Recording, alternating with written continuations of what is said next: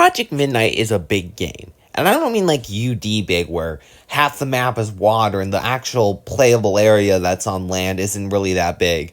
I mean like Project Midnight is a really big game. Like, there's 10 maps, and all of them are just big, I guess. That's the biggest way. But here's my question. Which one is the biggest?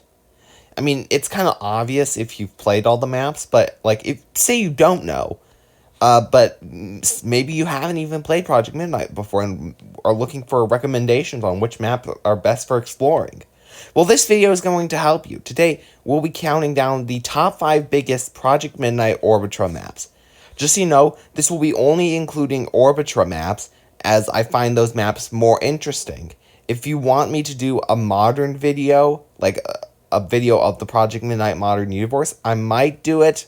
I might not. I'm not 100% sure.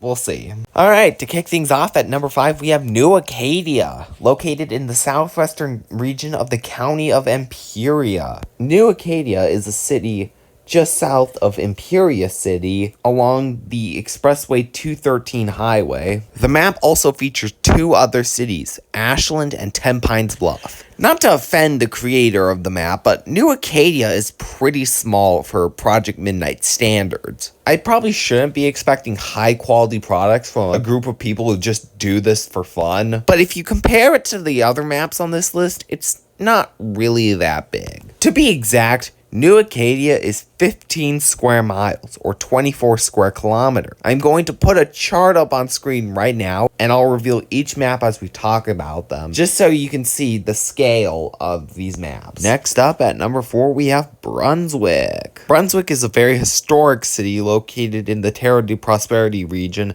of the Orbit Empire. The map features 2 major cities, Brunswick, which is what the map is named after, and a larger city known as Crownsville. Brunswick, however, is a lot more notable, as it was actually the capital of the region when the Versalian Kingdom was in control of the place. But back to the sizes, Brunswick is 20 square miles, or 32 square kilometers, which looks like this on our chart. However, unlike a lot of these places, Brunswick is actually a lot more complete than most Project Midnight maps. If you play Project Midnight, you'll notice there's holes everywhere that go into the void. And Brunswick doesn't have many of those because they've been working on it for so long that they've actually just gotten past that point and they've filled up most of the terrain.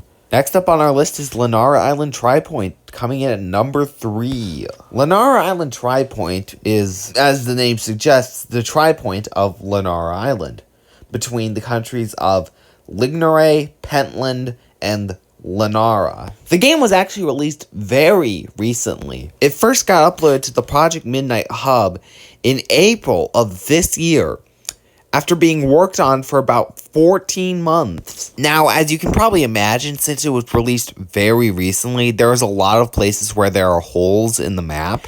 However, some areas, especially near the cities, do have more completed terrain. So if you want, you can check out those areas. Out of all these areas, Pentland is the most complete, with Lennara and Lignoray having barely anything to almost nothing. But how big is this map?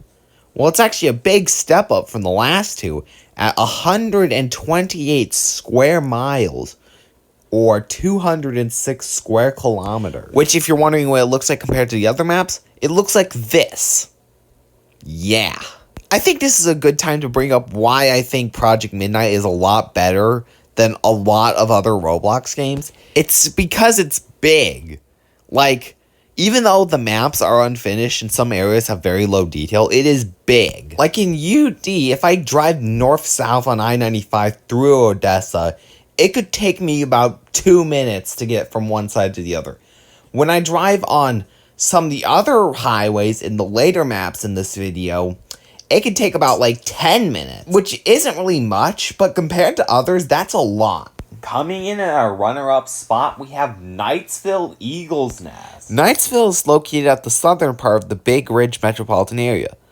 But as a city, it could probably hold up on its own. Knightsville as a city itself only makes up a small part of the map. Most of the area is pretty rural. And then you have cities like Arnottsville, Nazareth, and Frackville. I'm sorry, I had to. But my point is, a lot of the area is pretty rural and expansive.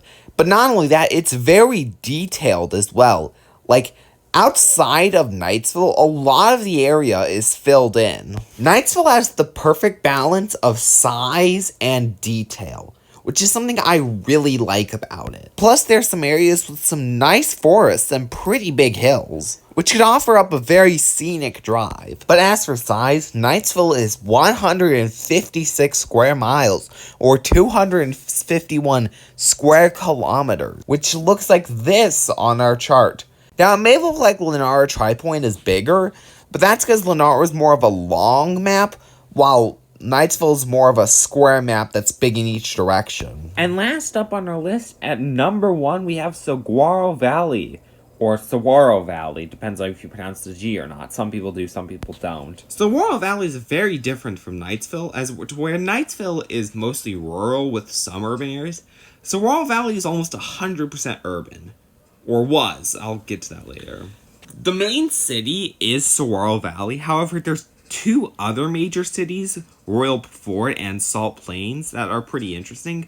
There's a bunch of other outlying small towns, such as Prospect, Freeman, St. Pierre. It's just pretty interesting. Saguaro Valley also has the largest freeway network out of all the Orbitra maps, with E50 being the main north-south highway, E88 being the main east-west highway, and E850 forming a beltway around the city. The city also consists of Desertland State Highway 46, which was formerly National Route 46, which is considered to be the Route 66 of Orbitra. How big is it, though?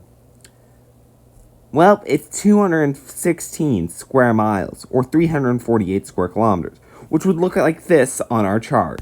The crazy thing is, it might get bigger.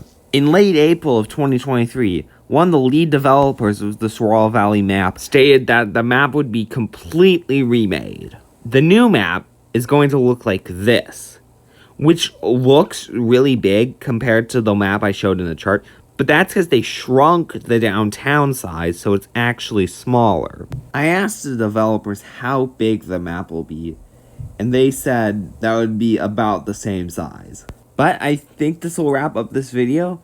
Thank you all for watching. This is a new type of video for me. So let me know what you think. Should I make more of these? Should I just continue my regular content? And I'll see you guys next time.